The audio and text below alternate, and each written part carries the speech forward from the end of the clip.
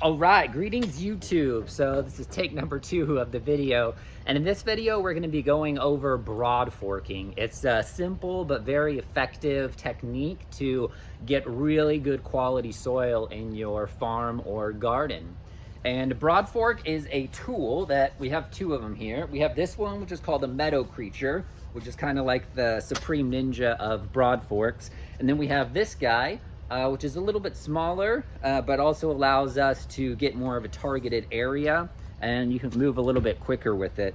But the basics of it is you take the tool, whichever one you're using, you put it on your row, you step on it, then you pull back, and it breaks up the soil. So we're not turning it over to destroy all the fungus, but we are allowing oxygen deeper into the soil as opposed to tilling.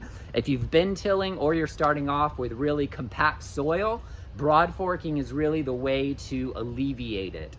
And so it allows oxygen deeper into the soil than it would normally go, which creates an aerobic environment instead of an anaerobic environment, because the microbes that produce problems for plants are typically found in non-oxygenated environments. So we want to create an oxygenated environment for the roots and the soil. And so broad forking is what breaks it up and allows oxygen airways deep into the soil. It also breaks up any kind of compaction.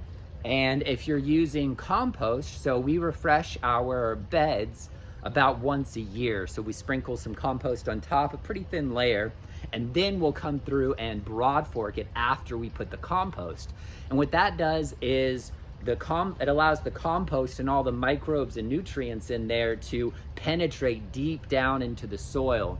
So the plants, we want the plant roots to grow down. If you have compaction, they can't grow down. If you have nice fluffy soil, they can grow down. And that allows us to plant more in a smaller area, because if the plant's roots grow out, they compete with each other. If they can grow down, then you can plant them a lot closer together. It also makes plants more drought intolerant. So it also makes plants more drought intolerant because the bottom of the soil deep down in the earth doesn't dry out nearly as quick as the top layers. So if the plant roots can grow deep, we need to water less on top, which saves on watering, and it also prevents the germination of weed seeds that are closer to the surface of the soil. And I'm having issues with my storage on my phone, so I'm just making sure that we have the storage space and it doesn't cut off on me again.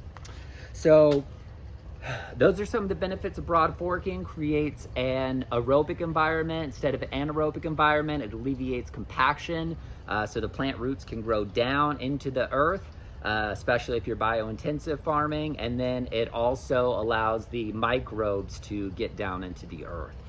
So we do it once a season. If you're beginning a new farm, you might want to consider doing it a few times a year, just to help break it up. And so those are the basics of broad forking, and it's the only way that we turn over the soil in any way here at the farm.